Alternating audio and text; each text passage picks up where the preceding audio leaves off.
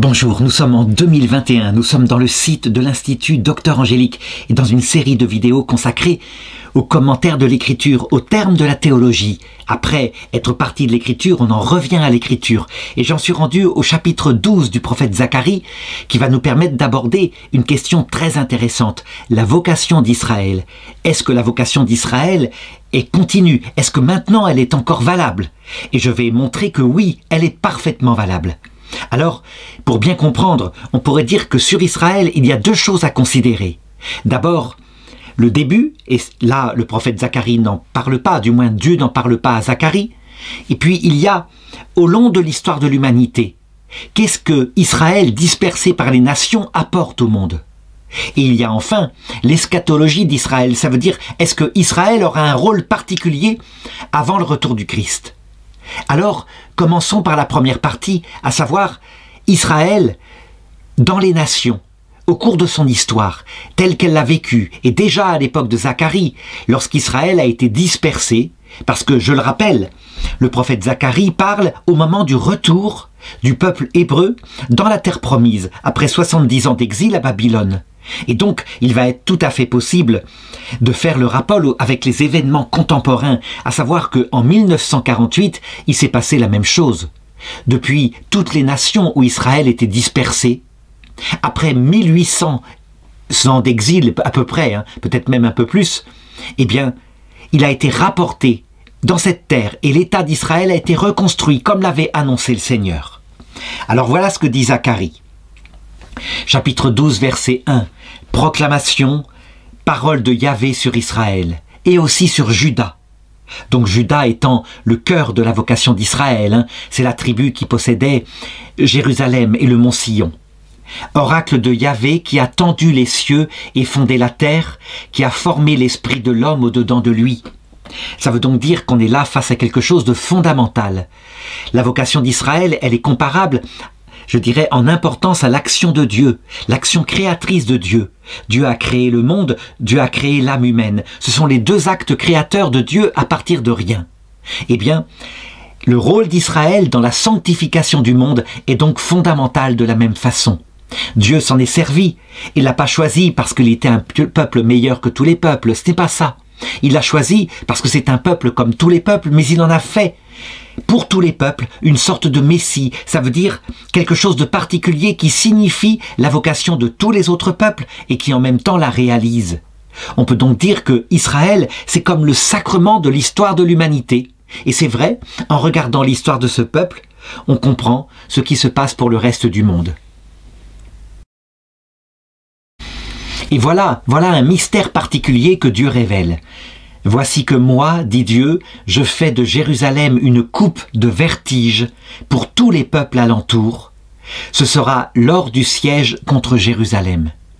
Il arrivera en ce jour-là que je ferai de Jérusalem une pierre à soulever par tous les peuples, et tous ceux qui la soulèveront se blesseront grièvement. Contre elle, elles se rassembleront toutes les nations de la terre. Et le texte continue. En ce jour-là, oracle du Seigneur, je frapperai tous les chevaux de confusion, leurs cavaliers de folie, et je frapperai de cécité tous les peuples du monde. Mais sur la maison de Juda, j'ouvrirai les yeux. Donc, essayons de regarder, parce que il est difficile de voir à quel point ça s'est réalisé à l'époque de Nabuchodonosor, et ça s'est réalisé. Comment Israël a été dispersé dans le royaume de Babylone et comment les prophètes juifs ont été là pour signifier à ce peuple païen le sens de la vie, l'existence d'un Dieu unique, comment le prophète Daniel a montré que les idoles de Nabuchodonosor n'étaient que des idoles, comment il a tué le dragon, Bel, etc. Eh bien, ce qui s'est passé à l'époque, dans la chair de ces peuples idolâtres, s'est passé au XXe siècle, dans la chair des peuples occidentaux idéologisés. Donc, qu'est-ce qu'il s'est passé? Eh bien, exactement ce que dit la prophétie.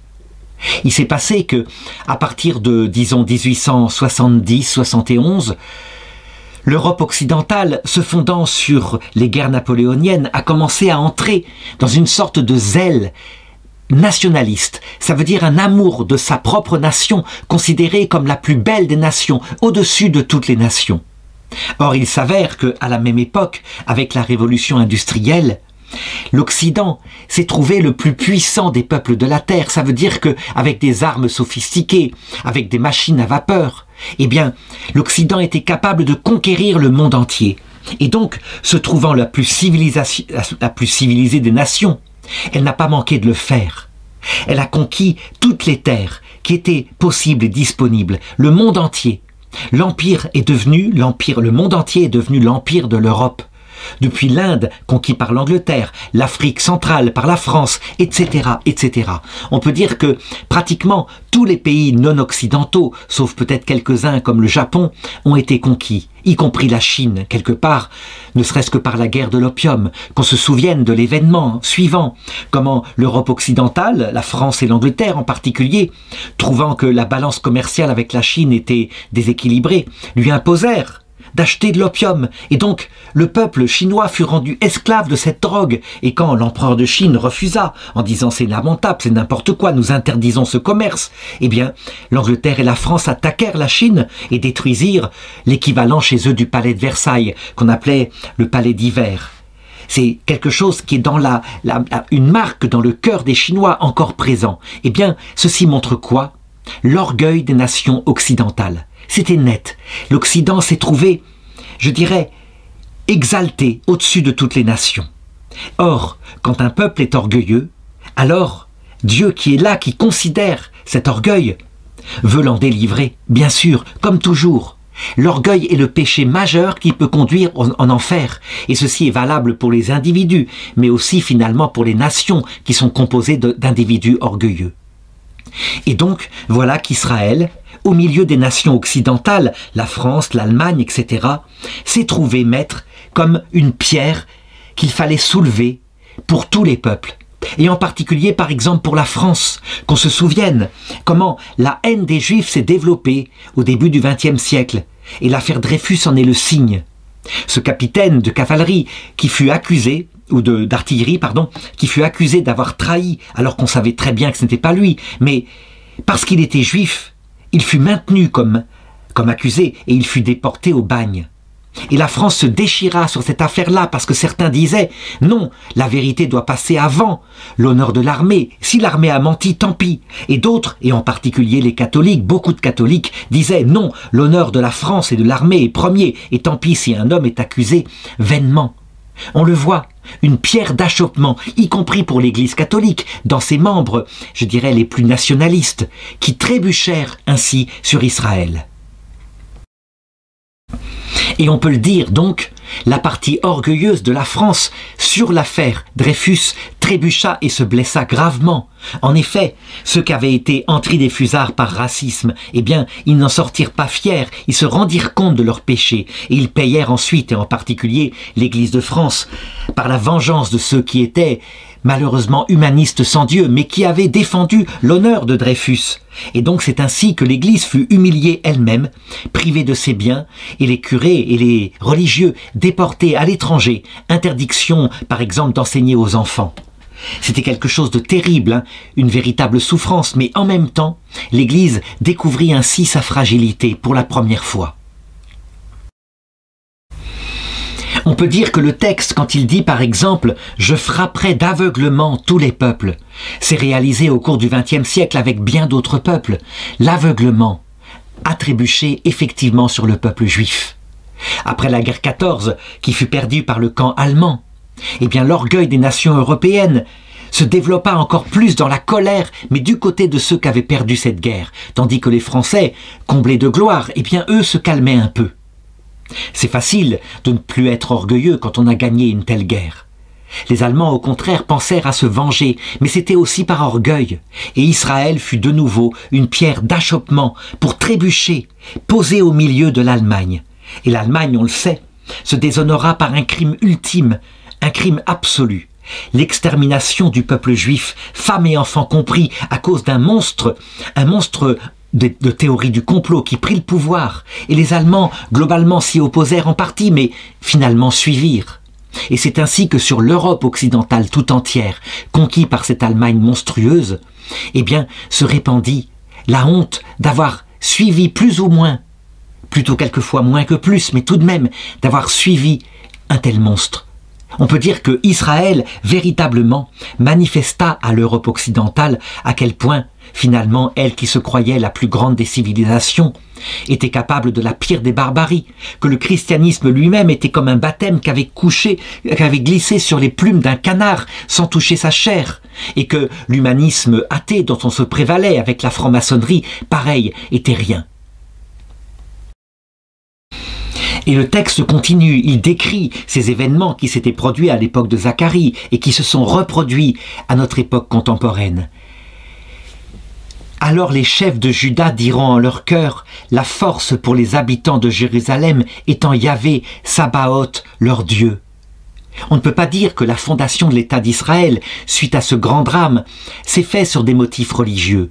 Mais n'empêche que, même s'il s'est fait sur des motifs nationalistes et aussi de défense du peuple, les fondateurs d'Israël en 1948 disaient « Nous ne pouvons plus jamais confier la sécurité de notre peuple à des nations chez lesquelles nous étions dispersés quelquefois depuis 1000 ans, mais qui tout de même nous ont massacrés. » Et c'est ainsi que l'État d'Israël se refondit et, véritablement, il y avait là quelque chose que les religieux interprétèrent tout de même comme la réalisation d'une alia, ça veut dire une prophétie. Je vous ramènerai dans votre terre, je vous rassemblerai de toutes les nations.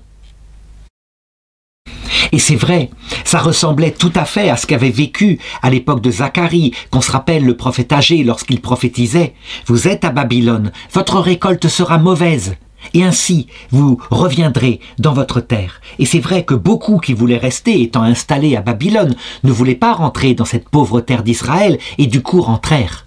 Eh bien, pour le peuple juif, ce fut pareil.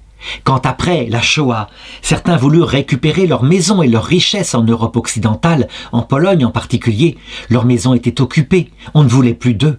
Alors ils émigrèrent en Israël, et c'est ainsi que peut-être un tiers du peuple juif habite maintenant en Israël. Alors certains pourraient dire, ben voilà, la mission d'Israël s'est réalisée. Pierre d'achoppement, pierre à soulever au milieu de l'Europe occidentale. Et maintenant, l'Europe, après ce grand crime, elle est humiliée, elle est humble, elle a compris qu'elle était comme les autres peuples, elle arrête de se mettre en avant. Eh bien, le rôle d'Israël n'était pas terminé. Il est présent jusqu'à la fin du monde. Il y avait bien d'autres peuples qu'il fallait humilier, et en particulier les peuples d'Orient, les peuples musulmans. Quand Israël fut refondé en 48, eh bien, il entra en plein cœur de l'histoire des peuples musulmans, à savoir les croisades qui avaient été battues par les armées musulmanes, je dirais, et de Soliman en particulier, Soliman le Magnifique. Les Occidentaux avaient été chassés et la terre en question, la terre de Palestine, était une terre d'islam, avec à Jérusalem une mosquée qui resterait à jamais, qui était considérée par certains musulmans comme le 3e lieu saint de l'islam. Eh bien non, Dieu planta Israël au milieu de ces nations arabes et de leur orgueil comme une pierre à soulever, de la même façon. Et donc, dans leur orgueil à eux, qui est nationaliste aussi, ils attaquèrent. Et ils attaquèrent encore, mais manifestement, Dieu était avec Israël, et on ne pouvait pas dire autrement, comme le disait, comme le constatait un président comme le président d'Égypte, Sadat, la force pour les habitants de Jérusalem semble être en Yahvé Sabaoth, leur Dieu. Et Sadat le disait, il semblerait qu'on combatte Dieu lui-même, ils sont protégés, c'est manifeste, alors qu'on attaque par surprise, que tout semble gagner, tout d'un coup tout se tourne contre nous et nous perdons les guerres successivement, tous les 10 ans. Il faut faire la paix avec Israël, cessons de nous battre avec Dieu. On peut le dire, le verset 6 du chapitre 12 se réalise en ce moment, en 2021 où je fais cette vidéo, eh bien, par rapport à toutes les nations musulmanes et en particulier les musulmans arabes en Proche-Orient. En ce jour-là, je ferai des chefs de Juda comme un brasier allumé dans un tas de bois, comme une torche allumée dans une gerbe. Ils dévoreront à droite et à gauche tous les peuples alentour, et Jérusalem sera encore habitée en son lieu à Jérusalem. Pour le moment, en 2021, où je fais cette vidéo, la prophétie qui disait dans l'Évangile que Jérusalem serait un jour rendue entièrement au peuple hébreu, Jusqu'à ce que soit terminé le temps des nations, cette prophétie-là n'est pas réalisée. Jérusalem est encore, sur le mont Sion, habité par une mosquée. Et le palais des rois et le temple de Jérusalem n'a pas été rebâti. Mais dans les prophéties, dans les promesses faites par Jésus, il est dit que le temple sera rebâti, un temple merveilleux dont le prophète Ézéchiel donne le plan. Puisque c'est annoncé et que les prophéties en Israël se réalisent matériellement, il ne faut pas voir dans cette prophétie une simple annonce métaphorique de quelque chose qui se passerait dans les cœurs. Non, physiquement, ce temple sera rebâti. Et je pense qu'il est possible que notre génération le voie de leur vivant. C'est quelque chose qui est tout à fait réalisable, de même qu'en 48, au rythme des nations, nous avons vu se recréer l'État d'Israël. En tout cas, ce qui est sûr, ce dont nous assistons actuellement, c'est ce feu dans le cœur des nations arabes qui rêvent de détruire Israël. Et si Israël perdait une seule guerre, évidemment, il serait remis à l'eau, les Juifs seraient obligés de partir, mais ils gagnent tout, et le brasier ne s'éteint pas, et la haine est là, et l'idée de gagner cette fois, puisque, disent les musulmans du Proche-Orient, puisque nous ne gagnons pas par les armes, mais de gagner par la démographie.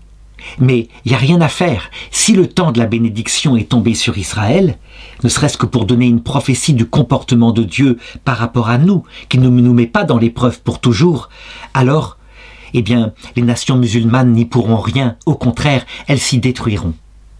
Voilà ce que dit le verset 7. Yahvé sauvera tout d'abord les tentes de Juda, pour que la fierté de la maison de David et celle de l'habitant de Jérusalem ne s'exalte aux dépens de Juda.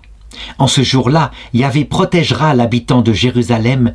Celui d'entre eux qui chancelle sera comme David en ce jour-là, et la maison de David sera comme Dieu, comme l'ange de Yahvé devant eux.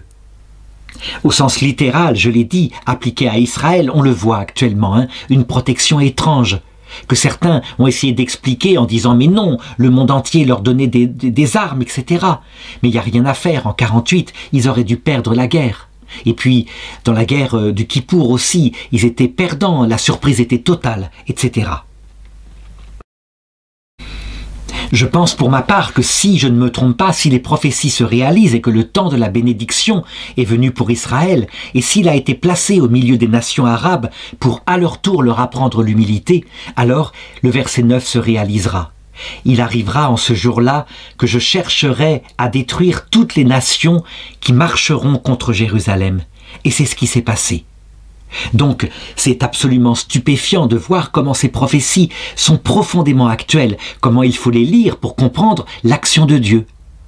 Attention cependant, de ne pas oublier que pour nous chrétiens, elles signifient quelque chose de plus profond. Elles signifient l'action de Dieu pour nous sauver. Dieu peut nous disperser dans notre vie privée pendant des années et des années, faire que tout aille mal. Et à un moment donné, il nous rend notre bonheur. Il nous rend, je dirais, nos vergers. Pourquoi fait-il ça? Eh bien, pour nous apprendre l'humilité. Mais pourquoi nous rend-il nos vergers? Pour ne pas que nous désespérions. Mais quand il nous rend nos vergers, ça veut dire la richesse et le bonheur, souvent nous redevenons orgueilleux. Et donc, quelquefois, peut arriver de nouveau des malheurs. Voilà pourquoi Israël n'est pas en paix, jamais. Il a toujours planté dans sa chair l'aiguillon, par exemple, de la bande de Gaza, qui correspondrait à nous spirituellement, au foyer de péché en nous, qui nous empêche, comment dirais-je, qui nous empêche de nous prendre pour quelqu'un, parce que nous retombons sinon dans nos péchés. Donc ne pas oublier le sens allégorique, bien sûr, mais c'est pas cela que je voudrais développer ici. Je voudrais continuer en travaillant uniquement la vocation d'Israël au sens littéral du terme. À partir du verset 10, je pense qu'au sens littéral, il est annoncé pour la maison d'Israël la venue du Messie, donc Jésus-Christ, qu'une grande partie d'Israël a reçu, puisque on peut dire que les premiers chrétiens sont tous des Juifs. Sans doute un tiers d'Israël est devenu chrétien. Mais appliqué au temps actuel, je voudrais montrer comment cette prophétie annonce le retour du Christ. Ça veut dire que de même que le Christ est venu dans sa chair il y a 2000 ans par Israël, dans la naissance de la Vierge Marie, qui est une femme juive, la Vierge d'Israël, De même, il reviendra par Israël. Et donc je voudrais raconter, autant que faire se peut, ce que les prophéties chrétiennes peuvent comprendre de la façon dont ça se passera. D'abord, c'est une prophétie. Elle est donnée par Jésus quand il dit « Vous ne me verrez plus jusqu'à ce que vous disiez « Béni soit celui qui vient au nom du Seigneur ». Et elle est confirmée, cette prophétie de la conversion d'Israël, de sa reconnaissance du Christ, par l'épître aux Romains, par saint Paul, qui dit « Les dons de Dieu sont sans repentance, et sachez-le, si leur éloignement de l'alliance a été pour nous, païens, source de l'entrée dans l'alliance, que sera leur retour dans l'alliance, si ce n'est une résurrection d'entre les morts ?» Ce qui veut dire que saint Paul lie la conversion d'Israël comme peuple au retour du Christ dans sa gloire. Alors je sais que certains disent, mais des juifs ils sont convertis tout le temps, qu'on se souvienne du cardinal Lustiger qui était juif d'origine. C'est vrai, mais là je parle d'autre chose, et le pape Jean-Paul II dans une catéchèse du mercredi l'avait dit. Il s'agit de la conversion d'Israël comme peuple, non pas tous les juifs, mais comme peuple gouverné. C'est comme peuple gouverné qu'il y a 2000 ans, le peuple d'Israël a tué le Messie. Le peuple lui-même n'était pas au courant et même se serait opposé à ça. Mais le Sanhédrin, peut-être une quinzaine de membres, ont prévu un procès et ont fait crucifier Jésus. On ne peut pas le nier. Donc, c'est de la même façon, en tant qu'État, que le Christ sera reconnu un jour comme étant le Messie. Comment ça peut se faire ? C'est quasiment impossible. Ça fait 2000 ans justement que les Juifs disent « il n'est pas le Messie ». Et si certains Juifs le reconnaissent comme le Messie, eh bien ils deviennent chrétiens. Et finalement ils sortent du peuple juif quelque part, pour entrer dans le peuple juif spirituel qu'est l'Église. Et donc, une prophétie annonce qu'un jour, comme État, Israël reconnaîtra Jésus comme Messie. Voilà ce que dit le texte. Mais je répandrai sur la maison de David et sur l'habitant de Jérusalem un esprit de grâce et de supplication, et ils regarderont vers moi, celui qu'ils ont transpercé. Ils se lamenteront sur lui comme on se lamente sur un fils unique, ils pleureront comme on pleure un premier-né. Je ne sais pas comment les rabbins juifs interprètent ce verset. Peut-être disent-ils qu'il faut regarder par là la mise à mort des prophètes. Pour nous chrétiens en tout cas, il est clair que ça parle du Christ, de la reconnaissance de Jésus-Christ, celui qui a été transpercé à la croix, celui dont on a percé les mains et les pieds. Ils le reconnaîtront comme le Messie, lui le Fils unique de Dieu, et ils pleureront comme on pleure un premier-né. Et le reste du chapitre montre que ce sera dans tout Israël que la reconnaissance se fera. En ce jour-là, grandira la lamentation dans Jérusalem. Jérusalem, c'est le symbole du cœur d'Israël, là où est la pensée la plus profonde, comme la lamentation de Hadad Rimon dans la plaine de Megiddo. Et il se lamentera le pays, clan par clan, le clan de la maison de David à part, avec leurs femmes à part. La maison de David, c'est la royauté en Israël, c'est donc le gouvernement d'Israël, je le disais tout à l'heure. Le clan de la maison de Nathan à part, avec leurs femmes à part. Le clan de la maison de Lévi à part, avec leurs femmes à part.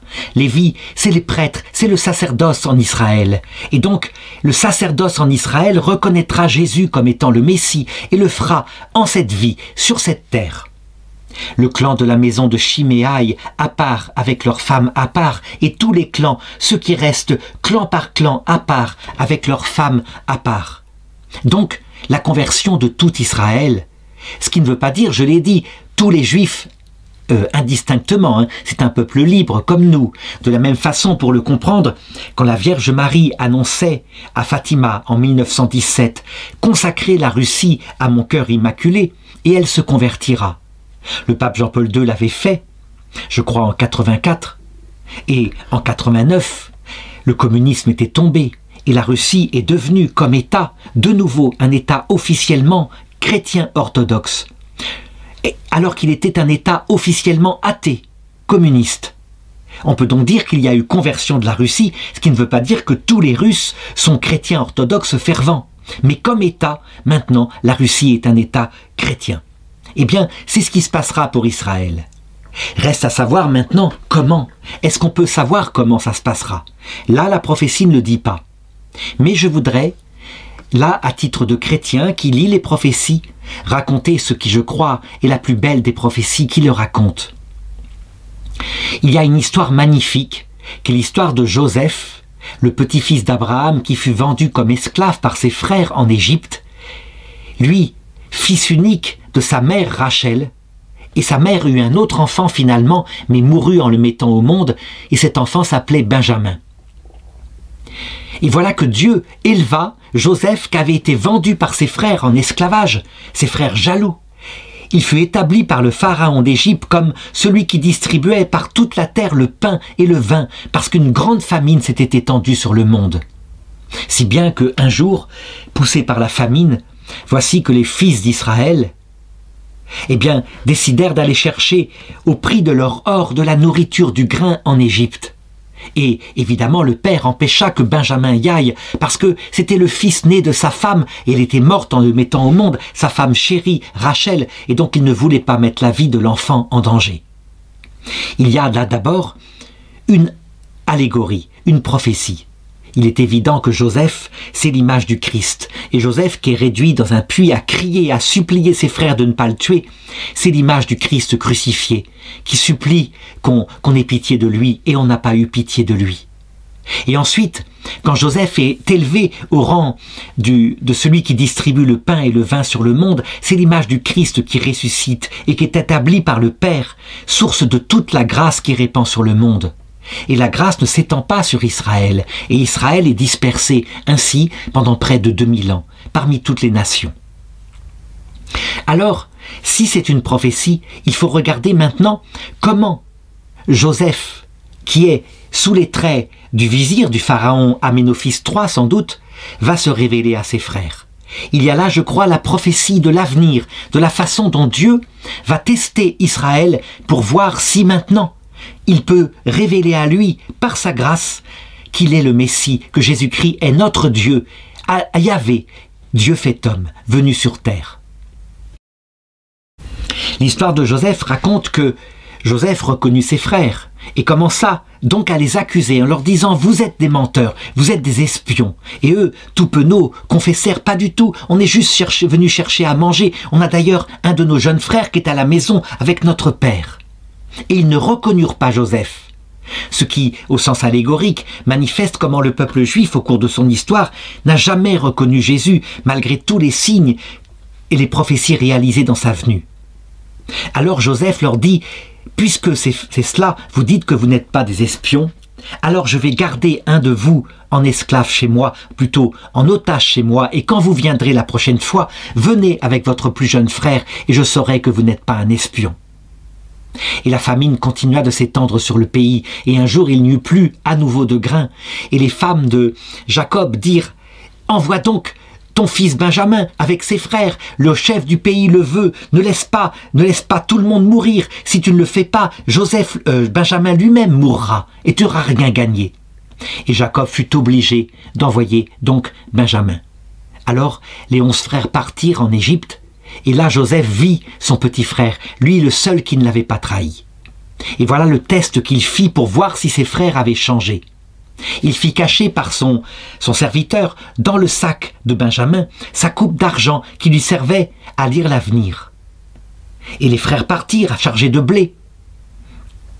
Et alors qu'ils étaient sur le chemin du retour, tout contents d'avoir été ainsi si bien traités, eh bien l'armée de Pharaon les rejoignit et leur dirent « Vous avez trahi, vous avez volé la coupe d'argent. » Et les frères répondirent « Pas du tout, mais celui chez qui on la trouvera, si l'un de nous l'a fait, mourra, et nous on sera tes esclaves. » Et le serviteur de Joseph leur répondit « Non, celui chez qui sera trouvée la coupe sera mon esclave, et vous, vous partirez libres. » C'était le test pour voir comment ils allaient livrer Benjamin, ou au contraire le sauver.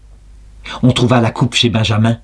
Et là, les frères qui avaient été les plus féroces avec Joseph, et en particulier, je dirais Siméon et Judas, supplièrent en disant « Laisse partir l'enfant, il a fait une bêtise, mais nous, on se livre à sa place pour être ton esclave. Mais laisse partir l'enfant, sinon son père mourra. Il a perdu déjà son fils préféré, qui a sans doute été dévoré par des bêtes, mais qu'il ne perde pas son autre enfant. » Et là, Joseph ne put se cacher. Il enleva sa tenue de serviteur du Pharaon, de vizir, et il se révéla à ses frères, « Je suis Joseph, celui que vous avez vendu en Égypte. » Et les frères étaient là, stupéfaits, ils n'en croyaient pas leurs yeux.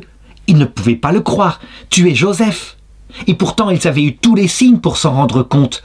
Comment il les avait placés à la table par ordre de naissance, comment ils connaissaient même leur langue. Et eux, ils avaient cru qu'ils connaissaient leur langue parce qu'ils avaient beaucoup voyagé. Donc, c'est ainsi, par cette épreuve-là, et parce que leur cœur avait changé, abreuvé de souffrance tout au long de leur exil, abreuvé de remords, que Joseph comprit qu'il n'était plus le même. Eh bien, on a là la prophétie sans doute de ce qui se passera à la fin du monde et de la manière dont le peuple juif provoquera le retour du Christ sur la terre. Et d'abord, leur conversion, la grâce qui tombera sur eux. Reste à savoir ce que symbolise Benjamin, cette épreuve en question. Il faut donc se demander quel est le fils unique, deuxième fils de la Vierge Marie, qui est né.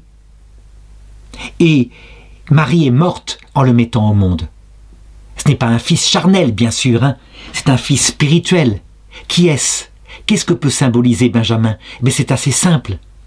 Qu'est-ce qui est né à la croix du cœur percé du Christ, si ce n'est nous, l'Église catholique et les églises chrétiennes? On est né de la Vierge Marie, et on peut dire qu'elle a porté dans sa prière et par sa souffrance l'Église. Au début, à la croix, le samedi saint, elle était l'Église à elle toute seule, elle seule croyait. Et ensuite, l'Église s'est répandue dans tous les cœurs, et elle l'a nourrie par sa méditation. Elle est source de l'Évangile selon saint Jean, c'est très certain, etc. Donc, Benjamin symbolise l'Église. On peut dire que probablement, vers la fin du monde, la toute petite Église, les restes, persécutée par l'Antéchrist, sera amenée à se réfugier peut-être en Israël, peut-être à l'époque où le monde sera unifié et qu'il n'y aura plus de nation, mais que le monde sera tenu par le dernier Antéchrist, celui qui persécute toutes les religions qui portent le nom de Dieu. Eh bien, Israël protégera, recevra et protégera l'Église.